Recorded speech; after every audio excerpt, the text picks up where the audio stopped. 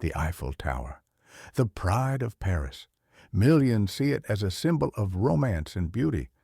But few ask a deeper question. Why was it really built? And was its public purpose its only purpose? In 1889, when the French government announced a World's Fair to mark the centennial of the French Revolution, Gustave Eiffel's audacious design won the bid. Yet, from its very inception, the tower was a lightning rod for controversy. In fact, it was vociferously hated by many of Paris's elite. Hundreds of artists and intellectuals signed a petition calling it a monstrous iron skeleton, a truly tragic street lamp. It appeared to have no clear practical use, no apartments, no offices, not even a traditional function beyond being a grand entrance. Just metal, soaring into the sky. So why push forward with a 300-meter tower, a cutting-edge engineering feat for its time, if it garnered such widespread disdain and seemed to lack a conventional purpose? Perhaps it did have a purpose, one that was kept deliberately in the shadows. The late 19th century was an era consumed by the invisible. The world was awakening to unseen forces, magnetism, electricity, radio waves. A handful of men, Faraday, Maxwell, Hertz, were fundamentally changing how we perceived reality, discovering energies that flowed through the very air. Among them stood a name synonymous with visionary genius, Nikola Tesla. Tesla dreamed not only of electricity, but of something far grander, free energy, wireless and limitless, transmitted through the air and the very earth itself like sound waves. His vision was of a global system where power could be tapped by anyone, anywhere. And what did he say this required for transmission? A massive tower, built from metal, grounded deep into the earth, and stretching impossibly high into the sky. Consider the Eiffel Tower. It was made of an intricate iron lattice, a perfect conductor for electromagnetic waves. It was sunk deep into the Parisian bedrock, and it reached higher than any man-made structure on Earth at the time.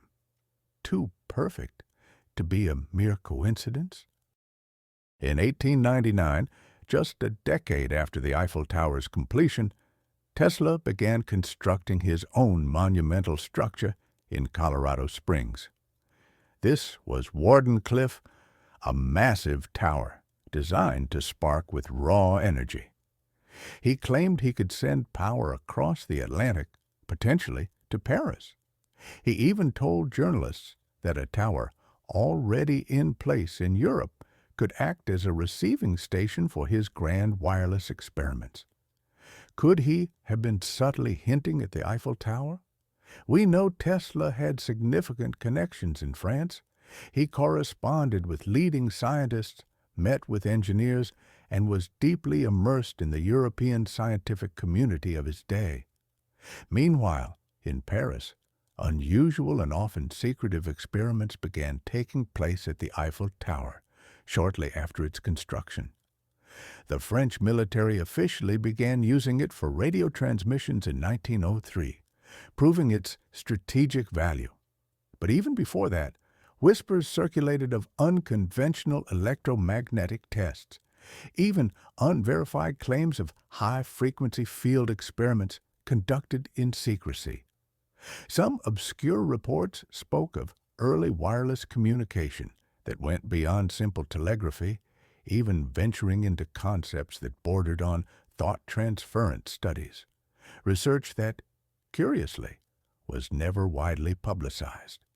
Why was this public monument so quickly transformed into a hidden laboratory? And why were certain lines of inquiry kept so tightly under wraps? In the early 1900s, as wireless technology rapidly advanced, something stranger began to emerge around the tower. Across Europe, anecdotal stories, often dismissed as folklore or hysteria, began to surface of people experiencing bizarre phenomena, in areas potentially within range of early, powerful transmissions from Paris.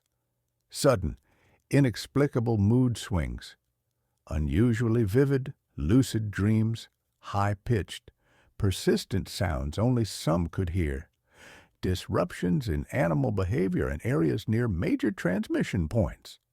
Some fringe scientists and theorists of the time speculated these were the results of resonant frequencies, exactly the kind of effects Tesla was exploring with his groundbreaking, yet often misunderstood, work. Now here's the twist. In 1905, just as Tesla's Wardenclyffe project faced devastating financial collapse and his laboratory was shut down, the most radical or experimental electrical experimentation at the Eiffel Tower seemed to abruptly cease or become highly classified. Coincidence? Or had it been a covert joint experiment all along between Tesla and secretive French institutions trying to prove that energy, even consciousness, could be transmitted wirelessly and perhaps controlled? And if they did succeed, even partially, who then decided to shut it down? And more importantly, why? Today, the Eiffel Tower is a global icon, instantly recognizable. But if you look beyond the romantic image, a different, unsettling narrative emerges. A structure built with no clear commercial reason, fiercely opposed by many, erected at a time when wireless energy and advanced electromagnetic theory was still science fiction for the public, but intensely studied by a select few. A monument that quickly became the site of classified experiments that eerily echo Nikola Tesla's most ambitious and controversial blueprints. It's been said the best way to hide the truth is in plain sight. What better place to bury a failed or perhaps a terrifyingly successful experiment in wireless control or energy transmission than under the shimmering glitter of the world's most beloved tourist attraction? But here's the real chilling question.